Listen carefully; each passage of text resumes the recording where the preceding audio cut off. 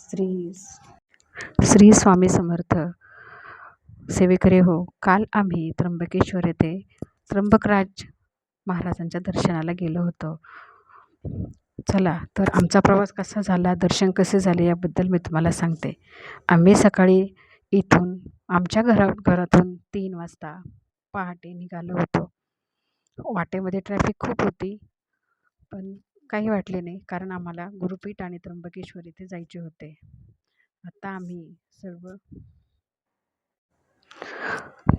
पहाटे इथून निघाल्यानंतर आम्ही तिथे 8:30-9च्या दरम्यान पोहोचलो. त्यानंतर आम्ही कुशवर्ता तीर्थराज कुशवर्तामध्ये अंघोळीसाठी गेलो. थोडेसे दूर होते, पार्किंगला गाडी लावली आणि गेलो. तिथे गेल्यानंतर सकाळी जरा गारवा होता, पण गेल्यानंतर असे काही वाटले नाही. मग तिथे गेल्यानंतर कुशवर्ता स्थान आहे, तिथे गेल्यानंतर अगोदर आम्ही कुशवर्ता नदीची पूजा केली, त्या कुंडाची पूजा केली. तिथे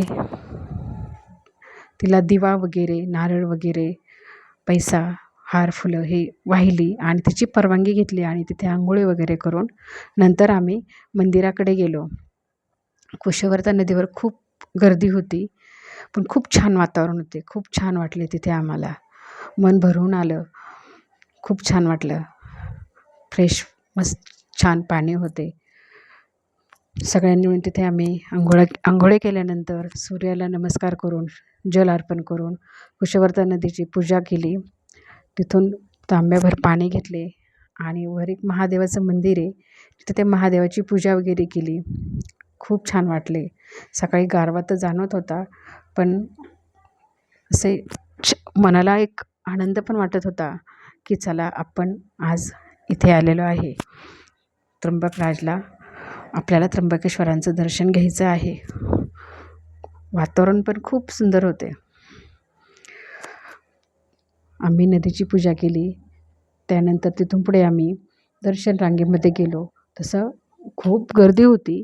दर्शन रांगेमध्ये खूप आम्हाला 3-4 तास लागले, पण महाराजांचा जय जयकार करत, ओम नमः शिवाय म्हणत, श्री शिवाय नमस्तुभ्यं म्हणत, महादेवाचा जय जयकार करत करत असे पुढे जात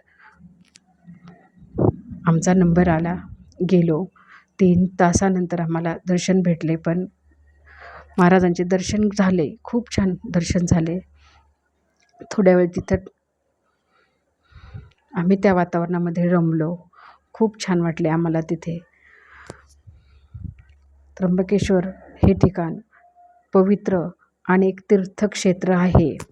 इथे दर 12 वर्षानंतर कुंभमेळा भरतो. या कुंभमेळ्यामध्ये जगातील, महाराष्ट्रातील, बाहेरची, राज्यातील खूप सगळे साधू लोक इथे येतात आणि ह्या तीर्थक्षेत्रामध्ये अंघोळी करतात, आपलं जीवन धन्य करतात. असे हे तीर्थक्षेत्र आहे. दर 12 वर्षांनी मेळावा भरल्यानंतर इतकी गर्दी इथे होती.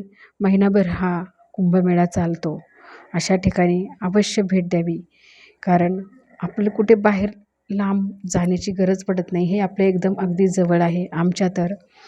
आमच्या गावापासून हे 3 तास लागतात तिकडे जायला.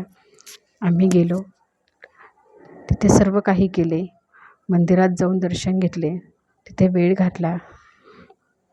अशी ही पवित्र आणि तीर्थक्षेत्र असलेली जागा आहे.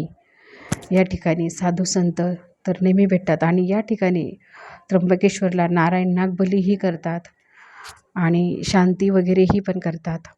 इथे केलेले शांती, नारायण नागबली हे पावन होतात आणि अनेकांचे प्रश्न मार्गी लागतात. अशा ठिकाणी आपण आपलं इथे राहण्याची पण सोय होते, जेवणाची पण सोय होते. 3 दिवस नारायण नागबली करण्यासाठी 3 दिवस लागतात. इथे काही वाटत नाही, 3 दिवस कसे जातात समजत पण नाही. आपल्या पितरांना सद्गती भेटते आणि शांतीही करून घेतात. शांतीला 1-2 तास लागतात, पण तरीसुद्धा हे लोक आपली खूप काळजी घेतात. इथे आपल्याला राहण्यासाठी ठिकाण देतात, आपली जेवणाची व्यवस्थाही करतात आणि कार्यक्रम करतात. आपल्याला माहीत नसलेल्या जागेची सुद्धा आपल्याला माहिती करून देतात. आपल्याला ते तिथली माहिती सांगतात, छान प्रकारे आपल्याशी बोलतात. असे हे त्र्यंबकेश्वर ठिकाण अगदी पवित्र असे महादेवाचं वसलेले ठिकाण हे 12 ज्योतिर्लिंगापैकी एक आहे. या ठिकाणी आपण कधीही अवश्य जा. गेल्यानंतर मन तुमचं भरून येईल, मनाला खूप समाधान वाटेल आणि 12 ज्योतिर्लिंगापैकी असलेले महादेवाचं दर्शन तुम्हाला इथे होईल. अवश्य भेट द्या.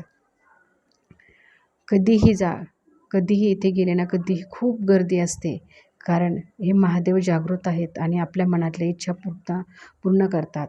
असे हे त्र्यंबकराज ठिकाण नाशिक जिल्ह्यामध्ये आहे. इथे गेल्यानंतर आपल्याला त्र्यंबकराज तर भेटतीलच, पण अनेक हे देवी देवतांचे दर्शन होतील. तिथे निवृत्तीनाथ महाराजांची सुद्धा समाधी आहे. आपल्या निवृत्तीनाथ महाराज हे एक ज्ञानेश्वर महाराजांचे भाऊ, त्यांची तिथे समाधी आहे. अजून अनेक देवी देवतांचे मंदिर आहे. अन्नपूर्णाचं मंदिर आहे, गायत्री मातेचं मंदिर आहे, गुरुपीठ आपल्याला तिथे जवळ आहे, गजानन महाराजांचं सुद्धा मंदिर तिथे आहे.